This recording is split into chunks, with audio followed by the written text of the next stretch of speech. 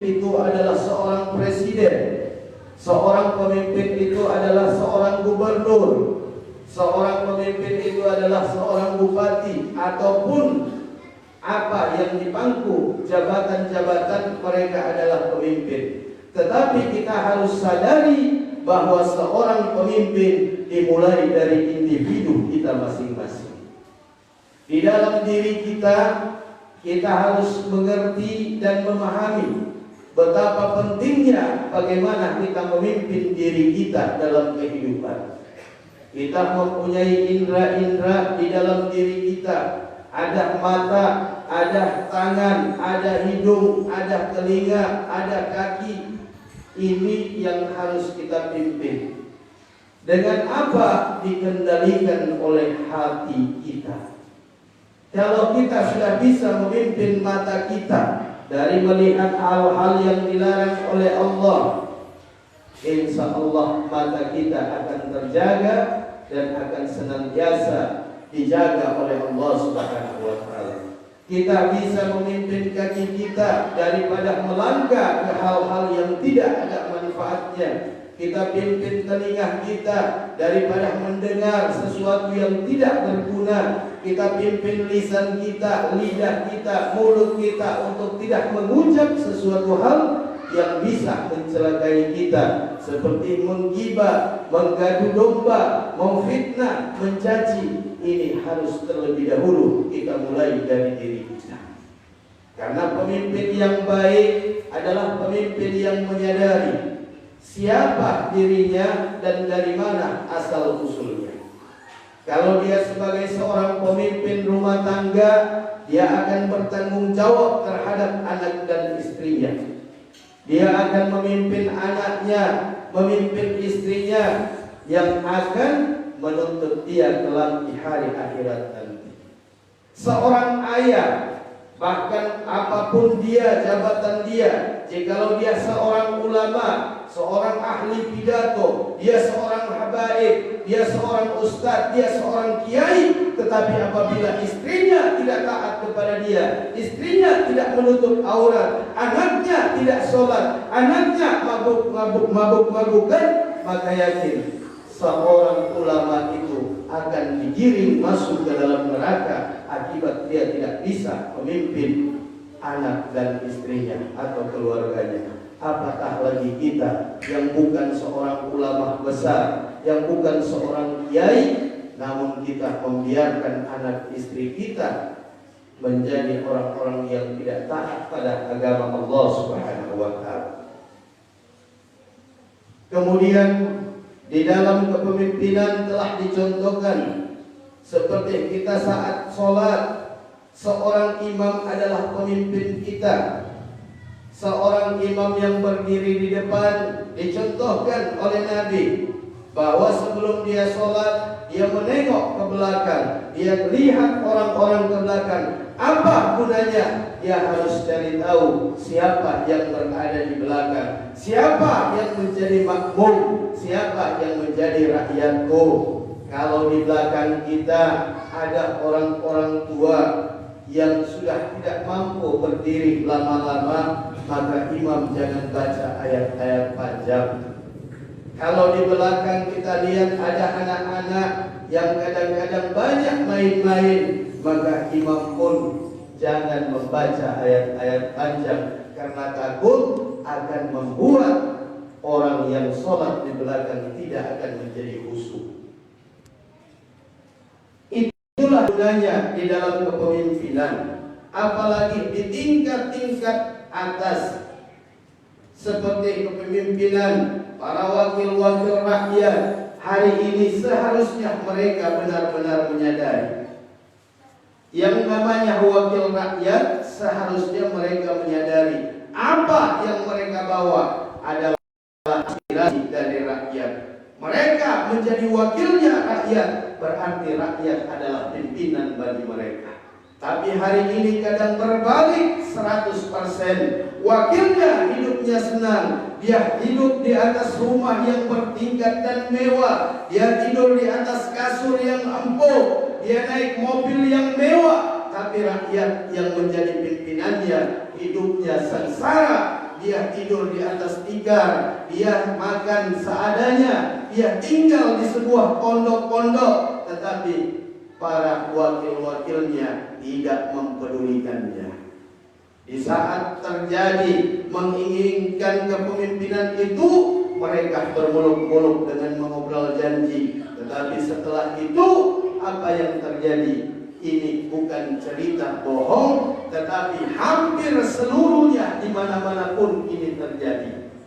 Mereka mengaku akan membawa aspirasi rakyat, mereka mengaku menyuarakan nurani rakyat, tapi kenapa masih banyak rakyat yang menderita? Kenapa masih banyak rakyat yang menjerit? Karena apa? Mereka memikirkan bagaimana untuk mencari keuntungan dan keuntungan terlebih dahulu, baru untuk memperhatikan rakyat-rakyatnya. Oleh sebab itu, sekalipun orang-orang seperti ini kalau sudah dibenci oleh masyarakatnya, sudah dibenci oleh rakyat dipimpinnya, maka yakin sekalipun jidatnya hitam, bocor, dia sholat, maka Allah tidak akan mengangkat lagi sholatnya sekalipun sejengkal dari kepalanya. Hadirin jamaah Jumat yang dirahmati Allah Subhanahu wa taala. Ini adalah golongan pertama orang-orang yang tidak diangkat sholatnya oleh Allah Subhanahu wa taala. Kemudian siapa golongan kedua? Kata Abu Daud di dalam hadisnya, golongan kedua adalah anak-anak yang suka durhaka kepada orang tuanya. Hari ini kita lihat di mana terjadi, kita saksikan di televisi, kita saksikan di media-media, baik media televisi, koran, bahkan media sosial, terjadi banyak anak yang membunuh orang tuanya.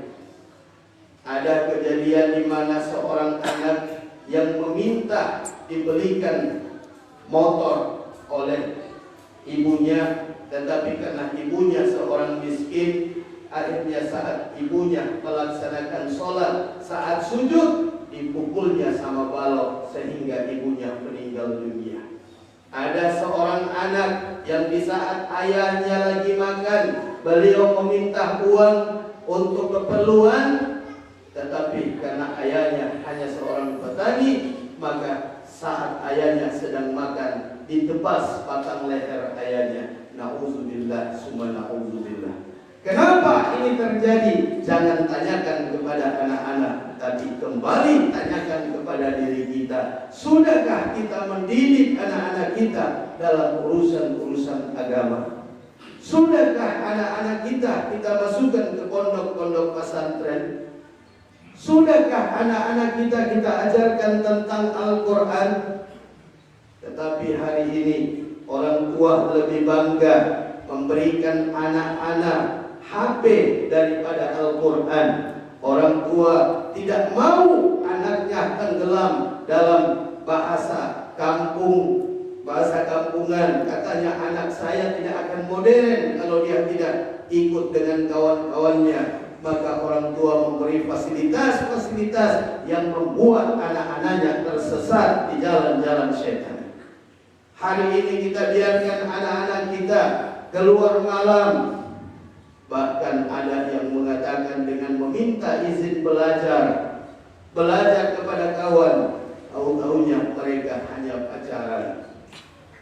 Siapa-siapa di antara orang tua yang mengizinkan anaknya keluar malam bersama kawan atau lawan jenisnya, apalagi seorang anak perempuan, anak wanita, maka sesungguhnya orang tua itu telah mengizinkan anaknya berzina.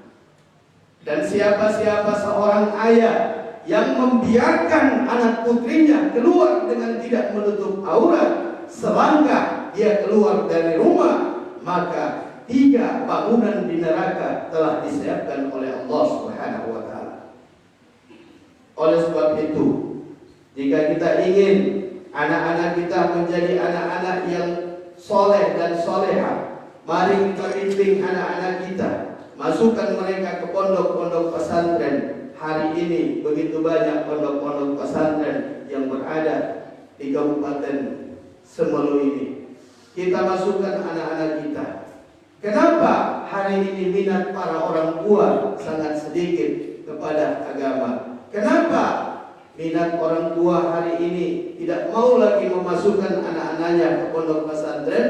Disebabkan mereka hanya berpikir, kalau anak saya tamat dari pondok pesantren, jabatan paling tinggi, kalau bukan hanya seorang imam ataupun seorang ustadz yang hanya bisa baca doa-doa. Padahal belum tentu seorang pejabat yang tinggi, belum tentu seorang pejabat yang berpangkat bisa membacakan doa. Tetapi anak-anak yang keluar dari pondok pesantren ada jaminan bukan cuma dunia tetapi akhirat. Inilah yang terjadi saat ini. Kemudian yang ketiga, kata Abu Daud di dalam hadis, yang ketiga adalah istri-istri yang durhaka. Hari ini banyak terjadi, kita lihat para istri-istri tidak lagi mendengarkan apa kata-kata para suaminya. Kenapa? Kita harus terlebih dahulu mengingat-ingat dan membaca sejarah baginda Rasulullah Muhammad SAW. Kadang seorang pria, seorang bapak, seorang suami itu berkeinginan istrinya menjadi Siti Aisyah, berkeinginan istrinya menjadi Siti Fatimah, berkeinginan istrinya menjadi Siti Khadijah. Tetapi beliau tidak mencerminkan sosoknya baginda Rasulullah Muhammad SAW. Seorang suami memerintahkan istrinya, diperintahkan istrinya sholat, tapi dia tidak pernah sholat. Dia perintahkan istrinya datang ke majelis taklim, tapi dia asik duduk nongkrong di warung kopi. Dia perintahkan anak-anaknya sholat, tapi dia asik di depan TV. Dia perintahkan istrinya untuk berbuat kebaikan, sementara dia tidak pernah melakukannya. Inilah yang membuat istri menjadi durhaka. Apalagi kalau kita memberikan makanan-makanan yang haram, sedikit saja dimakannya pasti akan menjadi darah daging dan akan membuat kedurhakaan muncul di dalam diri mereka. Olehnya, marilah tiga penyebab ini yang menjadi sholat kita ditolak oleh Allah Subhanahu wa Ta'ala. Seandainya ada dalam diri kita, mari sama-sama kita perbaiki. Mari sama-sama kita introspeksi diri agar sholat yang kita lakukan, ibadah apapun yang kita lakukan, insya Allah diterima oleh Allah Subhanahu wa Ta'ala. Tetapi apabila ada penyakit-penyakit seperti ini, maka marilah ini kita hindari dari diri kita. Kita introspeksi. Jikalau kita seorang pemimpin, jadilah pemimpin yang bijak, adil terhadap masyarakatnya, dan senantiasa menjadi pelayannya masyarakat, bukan dilayani oleh masyarakat.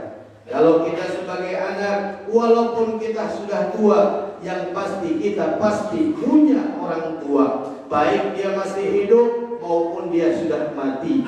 Maka orang-orang yang senantiasa mengingat orang tuanya, dia senantiasa mendoakan orang-orang tuanya agar Allah memberikan orang tuanya umur yang panjang. Jikalau orang tuanya masih hidup, insya Allah Allah senantiasa menjaga orang tuanya dan senantiasa diberikan kesehatan. Jikalau orang tuanya sudah mati, maka mereka senantiasa berdoa untuk Allah selalu mengampuni orang-orang tuanya dan dilapangkan kuburnya oleh Allah Subhanahu wa Ta'ala.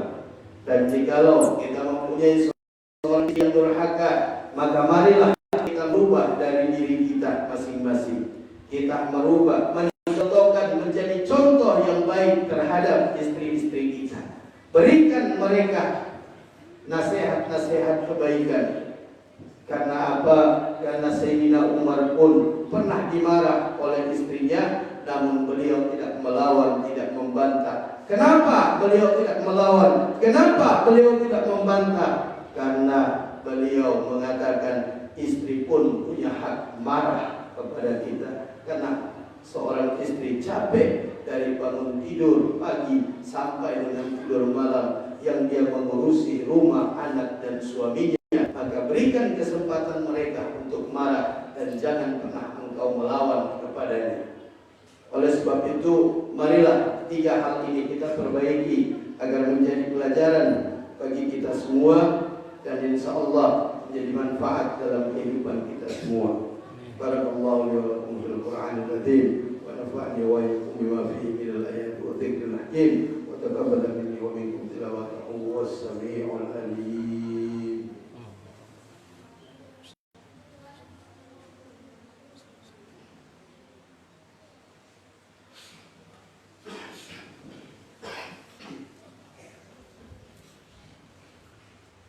Alhamdulillah, alhamdulillahi kawiyal sultan, al-wadi al-burhan, al-mabsuti fil wujudi karamuhu wa ihsan. Hasbi Allahu lidin, hasbi Allahu lidunya, hasbi Allahu liman ahammani, hasbi Allahu liman baga alayya, hasbi Allahu liman kadani bisu'i, wa la hawla wa la quwwata illa billahi al-aliyyil. إن الله وملائكته يصلون على النبي يا أيها الذين آمنوا صلوا عليه وسلموا تسليما اللهم صل على سيدنا محمد وعلى آل سيدنا محمد كما صليت على سيدنا إبراهيم وعلى آل سيدنا إبراهيم وبارك على سيدنا محمد وعلى آل سيدنا محمد كما باركت على سيدنا إبراهيم وعلى آل سيدنا إبراهيم في العالمين إنك حميد مجيد. اللهم حمدا شاكرين حمدا نائمين حمدا يوافي نعمه ويكافئ مزيدا. يا ربنا لك الحمد كما ينبغي لجلال وجهك الكريم وعظيم سلطانك.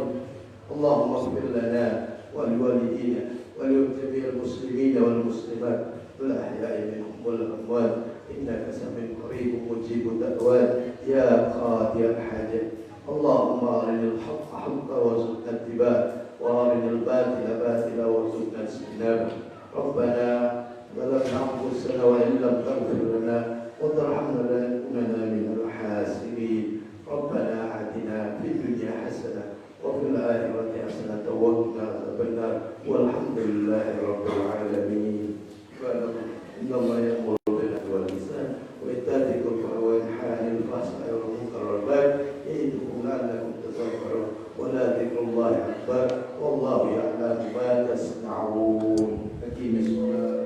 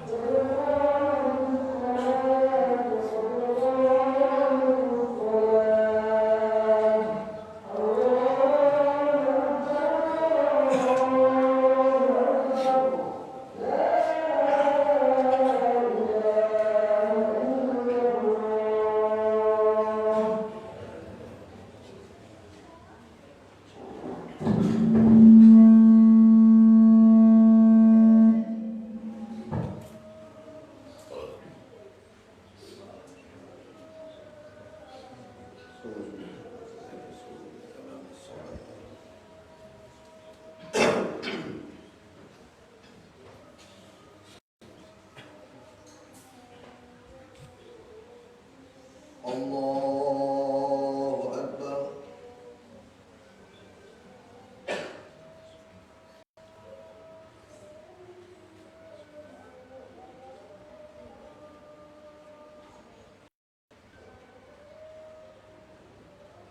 Bismillahirrahmanirrahim. Alhamdulillahi Rabbil Alamin. Rahmanir-Rahim. Malik Yawmiddin. Iyyaka na'budu wa iyyaka nasta'in. Ihdinas siratal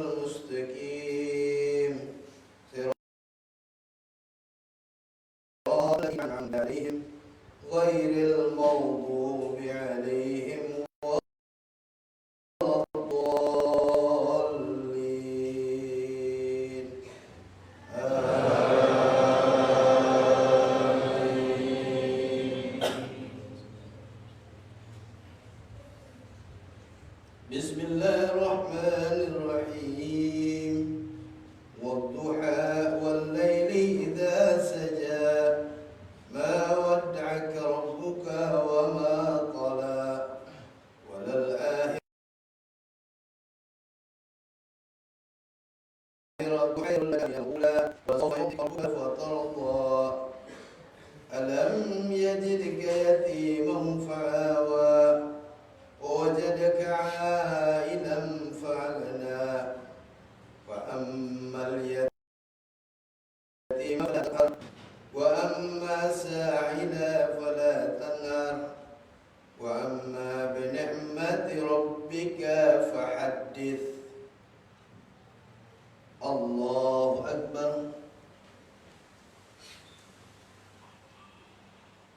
سمع الله لمن حمده. الله أكبر. الله أكبر. الله أكبر.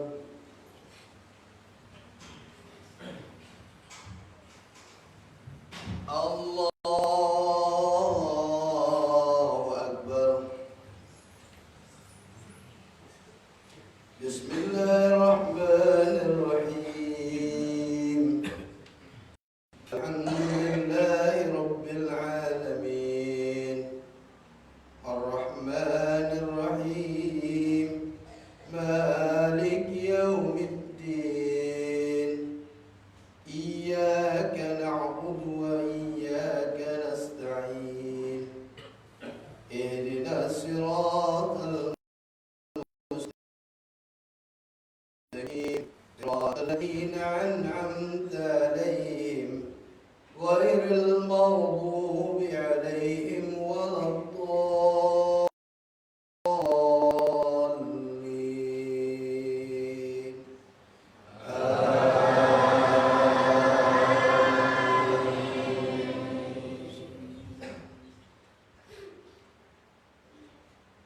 بسم الله الرحمن الرحيم قل يا أيها الكافرون لا أعبد ما تعبدون ولا أنتم عابدون ما أعبد ولا أنا عابد ما عبدتم ولا أنتم عابدون ما أعبد لكم دينكم ولي دين. الله أكبر. سمع الله لمن حمده. الله أكبر. الله أكبر. الله أكبر.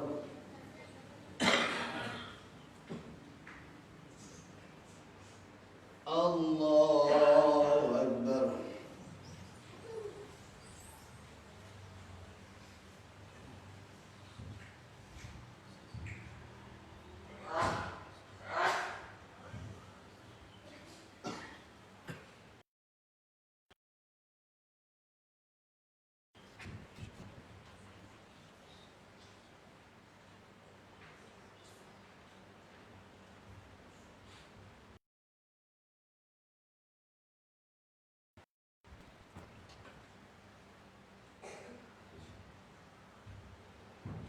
Assalamualaikum warahmatullahi. Assalamualaikum warahmatullahi. Astagfirullah.